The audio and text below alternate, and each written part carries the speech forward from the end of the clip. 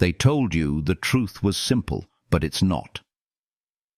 Behind every verse, every sacred word, there is a hidden code that has been locked away for centuries. And the one detail almost everyone ignores could change everything about how you see the Bible, the end times, and your own destiny. Why did Jesus choose those exact words? Why have scholars debated them for generations, yet never dared to reveal the deeper secret? And what if this one detail was the missing piece that unlocks the rapture sequence the world has been waiting for? In this video, we're not just reading scripture, we are pulling back the veil on mysteries that connect prophecy, history, and your life right now. You're about to discover the shocking truth that has been silenced, the detail hidden in plain sight, the reason the end feels closer than ever. So let me ask you, do you believe the world is ready for this? Or will this truth divide believers forever? Drop your thoughts in the comments, because what we uncover here could shake the faith of millions. Stay with me, because what you're about to hear is not just another sermon. It is the revelation you were meant to find. The power of hidden truths. Every great story in the Bible begins with a whisper of something unseen, a truth waiting to be revealed. Think of how the Jordan River stood still for Joshua and the Israelites, or how a shepherd boy named David carried a stone that changed the destiny of nations. At first glance, these are simple moments, yet within them lies a divine code that speaks directly to the heart. That's what makes Scripture living and breathing. It hides layers that only the seeking soul can uncover. The most healing part is realizing these stories are not distant legends. They are mirrors reflecting your own struggles, your victories, and the trials you've endured in silence. Take, for example, the silence of Jesus before Pilate. To the crowd, it seemed like weakness. To heaven, it was thunder. His refusal to answer with anger was not surrender. It was power restrained, love stronger than fear. How many times in your own life have you been misunderstood, judged unfairly, or silenced by people who could never see the truth of your heart? And yet, just like Jesus, your silence may have spoken louder than any defense. This is the hidden truth. God often works not through the noise, but through what is unseen, unspoken, and underestimated. Now pause and imagine this. The very detail you overlook in your own journey may be the one thing heaven is using to prepare you for your breakthrough. That secret prayer no one hears. That night you cried alone, thinking no one cared. That's your hidden stone, your quiet strength. And just as God used the overlooked moments in Scripture to bring forth miracles, He is weaving your overlooked moments into a masterpiece. But here's the question. Are we truly paying attention? Or are we so distracted by the world's noise that we miss the small whispering detail where God is shouting His truth? What if the rapture itself, the great gathering of believers, will not begin with trumpets that shake the sky, but with a quiet sign only the watchful will recognize? That's why it matters that we learn from the hidden truths in Scripture. Because the detail that seems small may be the very spark that ignites eternity. This is where your faith becomes personal. It is not just about reading holy words. It's about letting those words read you. When you sit with the Bible, don't just ask what happened then. Ask what is happening in you right now. What if the crossing of the Jordan is not just history, but a call for you to finally step out of fear and into faith? What if David's stone is the courage you need to face your own giants? What if Jesus' silence is the strength you need to hold your peace when the world demands your destruction? Think of your own story. Maybe you've carried wounds that no one else sees. Maybe you've been faithful in small things and no one applauded. Yet in God's economy, the hidden is never forgotten. The seed buried in the soil is the seed destined to rise. So let us not despise the small beginnings, the overlooked moments, the quiet prayers. They are the divine fingerprints of a story still unfolding. And when that story reaches its climax, whether in your personal deliverance or in the grand unveiling of the rapture, you will see that the smallest detail was the greatest miracle. So I invite you, don't just watch passively. Engage. Comment what hidden truth in your own life has shaped you. Share the detail God has used to turn your pain into power. Because your testimony is not just for you, it is the spark that may heal someone else's broken night. And as we continue, let's lift our eyes higher. For the hidden truths lead us not only to personal healing, but to a greater vision. The unfolding story of prophecy, the signs written in the heavens, the details woven into the last days. And what we uncover next is even more astonishing. The mystery of divine timing. If truth is hidden in details, then time is hidden in rhythm. The Bible is not just a book of words, but a calendar of eternity. Every prophecy, every season, every feast is a marker of God's heartbeat, revealing that nothing is random. Think about it. The Passover foreshadowed the cross. Pentecost birthed the church. And what about the Feast of Trumpets? Many believe it whispers of the rapture, the day when heaven's trumpet will call the faithful home. The pattern is too precise to ignore, but let's make this real. Have you ever noticed how timing changes everything? A word spoken too soon can wound. The same word spoken at the right time can heal. A door opened too early can crush you, but at the right season it can launch you. That is divine timing, and it is the rhythm of God. And just as in your life, so in the world. History itself is moving on God's schedule. Empires rise and fall, nations clash and crumble, but the timeline of the kingdom is never late, never rushed. Consider Noah. He did not build the ark in a weekend. It took decades of obedience. People mocked him, laughed at him, dismissed him as insane. But when the rain came, timing proved him right. Isn't that the same with us? Maybe you feel mocked for your faith, dismissed for your devotion, laughed at for believing in promises no one else can see.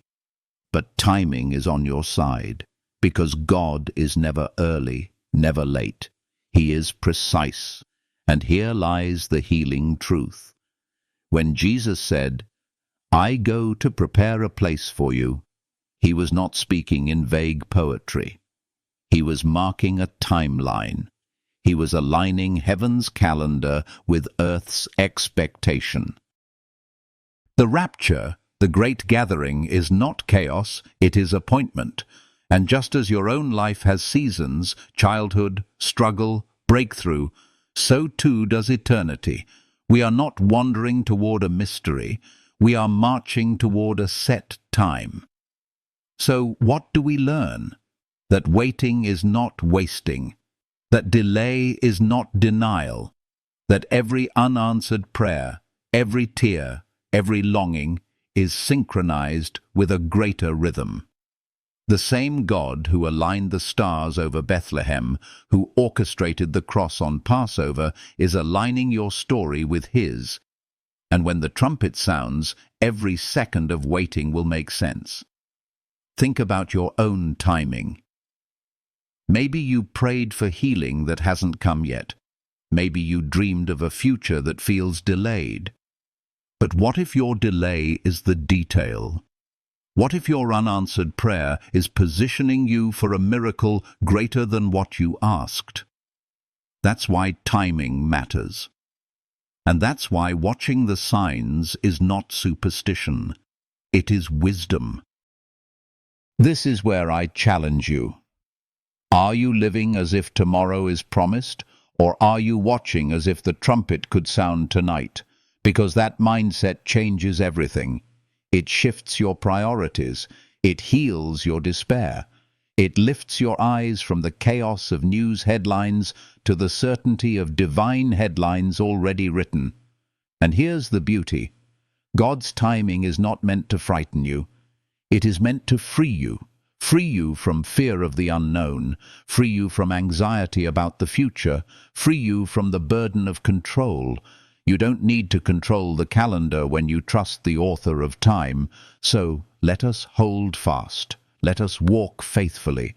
Let us trust that just as He was faithful in the hidden details, He will be faithful in the unfolding of time.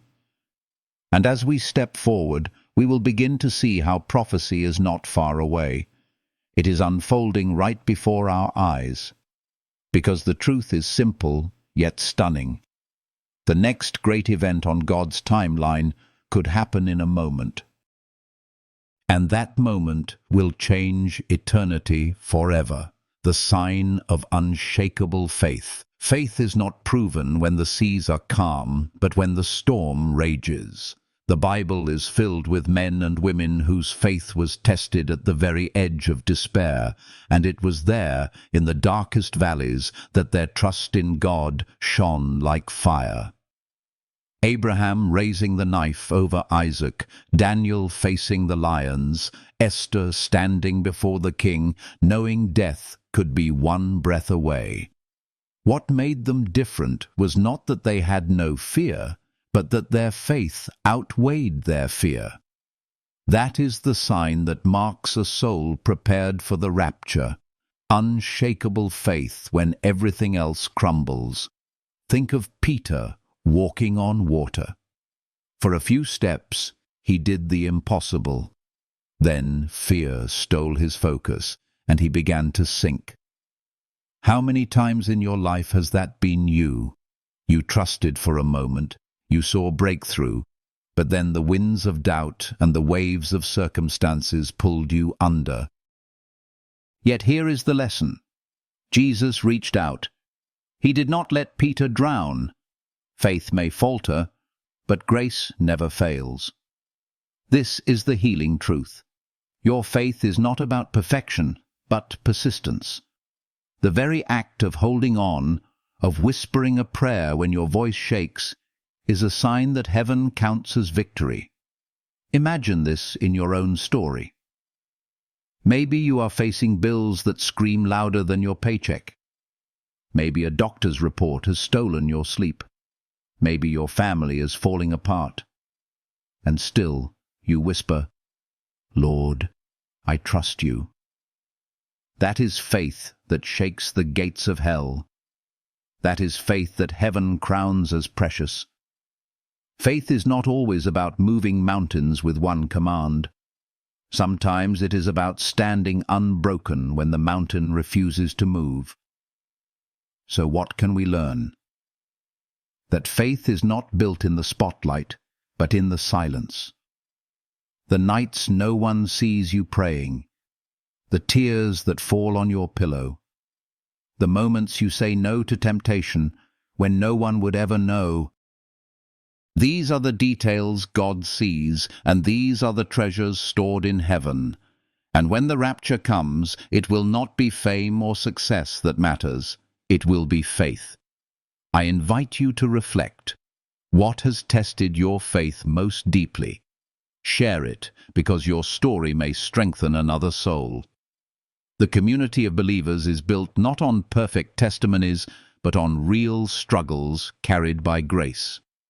And as we move forward, remember this. Faith is the bridge between hidden truth and divine timing. Without faith, we miss the signs. With faith, we see the invisible. And that leads us into the next great reality we must face. the urgency of living prepared. If faith is the foundation, then readiness is the action. The Bible warns again and again, "Be watchful, for you do not know the hour." This is not fear-mongering, it is love's urgent whisper. Just as Noah prepared an ark before the rain, so must we prepare our hearts before the trumpet. The greatest tragedy is not that the world is blind. It is that believers sometimes live as if the bridegroom will never come. Consider the parable of the 10 virgins. 5 were wise, 5 were foolish. All were waiting for the bridegroom, but only those who carried oil were ready when the midnight cry came. Oil is more than a symbol. It is intimacy with God, the Spirit burning within, a life lived awake. The foolish virgins thought they could borrow at the last moment. But readiness cannot be borrowed. It must be lived.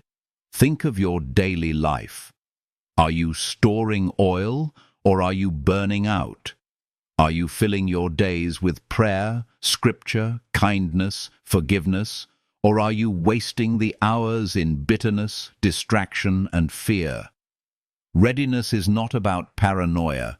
It is about purpose. It is about waking each day as if eternity could break in before sunset. It heals you from regret because you live fully, faithfully, watchfully. Here's a real-world example. Imagine someone who always says, "I'll forgive tomorrow." Tomorrow turns into years, and the grudge becomes a chain. Then suddenly, the trumpet sounds. That's why readiness matters. Forgive now, love now, speak life now, because eternity does not wait for procrastination, and readiness brings freedom. Instead of fearing the end, you start living with more passion. Instead of clinging to possessions, you hold them lightly, knowing true treasure is eternal. Instead of fearing death, you embrace life with courage, because you know your future is secure. So let us live as if the midnight cry could echo tonight. Let us prepare our hearts, not with panic, but with passion. Let us fill our lamps with oil. Let us keep our faith unshakable, and let us live awake in a sleeping world. And as we step into the next chapter, we will see how these signs all converge into a single breathtaking reality, the moment when heaven itself breaks through the sky. The revelation of final signs. There is a moment when history bends, when the ordinary world can no longer deny the extraordinary breaking through. Scripture has always pointed us toward this moment, the final signs, the convergence of prophecy and reality. Wars, rumors of wars, earthquakes in diverse places, hearts growing cold, love replaced by fear. These are not random events. They are signals written thousands of years ago, now flashing before our very eyes. And yet, beyond the chaos, there is hope, for every sign is not just a warning, but an invitation. Imagine standing outside Noah's Ark as the first drops of rain fell. People had laughed, ridiculed, and ignored the warnings, but in that instant, the sign could not be denied. Today feels eerily similar. The world scrolls endlessly through news feeds, distracted by entertainment, numbed by routine, while the greatest story of all is unfolding. This is why we must awaken, because signs ignored are destinies missed. Take the fig tree that Jesus spoke of. When its branches grow tender and its leaves sprout, you know summer is near. In the same way, when the signs blossom around us, we know his return is near. It is not guesswork. It is a divine calendar. And every headline, every cultural shift, every shaking in the earth is like a drumbeat calling us closer to that appointed hour. Think of your own life. Have there been signs you ignored, A warning from your body you brushed aside until sickness forced you to stop. A relationship red flag you silenced until heartbreak arrived. The Bible is teaching us, ignoring signs comes at a cost, but heeding signs opens the door to life. This is not about fear, but about focus. When you recognize the signs, you realign your priorities. Suddenly, forgiveness feels urgent, worship becomes sweeter, prayer turns from ritual into oxygen, and life itself becomes precious, not because it lasts forever, but because eternity is about to break in.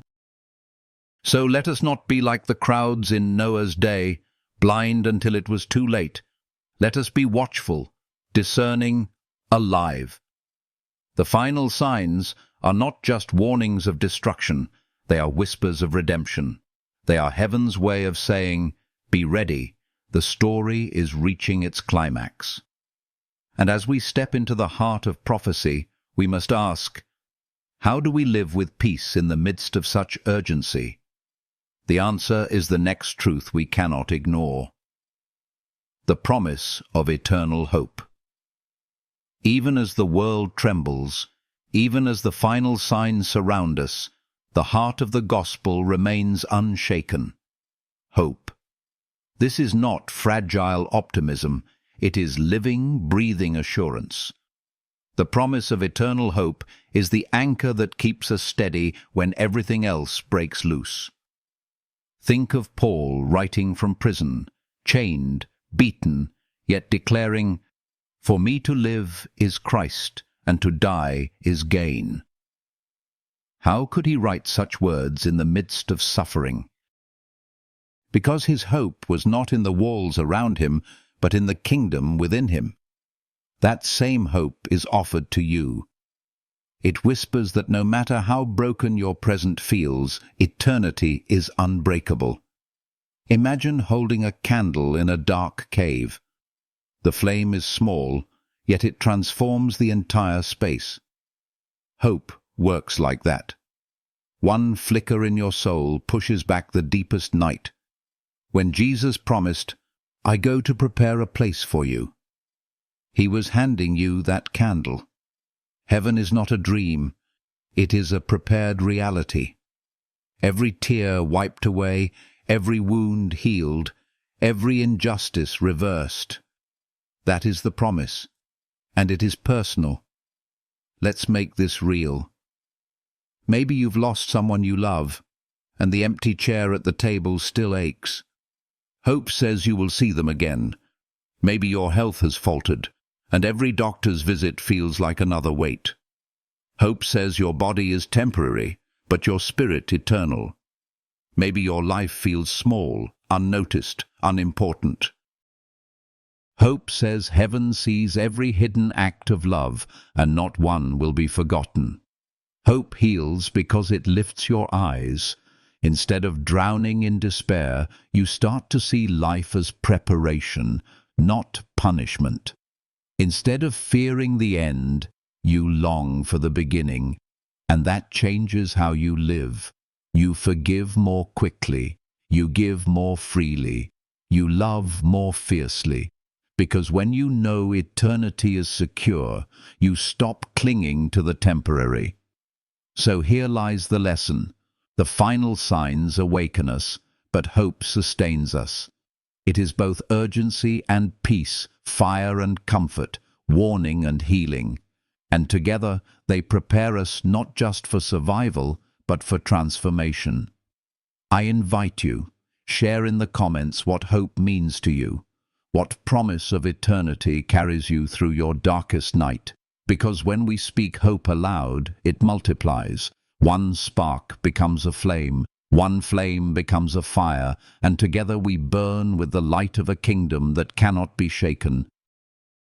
And as we move forward, we will see that this hope is not vague. It is the very heartbeat of God's plan, the promise that ties every hidden truth, every divine timing, every act of faith, every moment of readiness into one breathtaking revelation.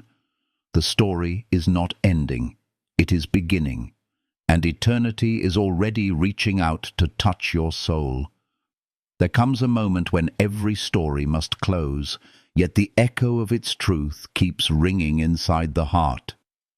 And maybe that's where you are right now, holding on to every word, feeling the weight of eternity pressing closer than the noise of the world, realizing that the signs, the faith, the timing, the hope are not just ancient words, but a living call for you today.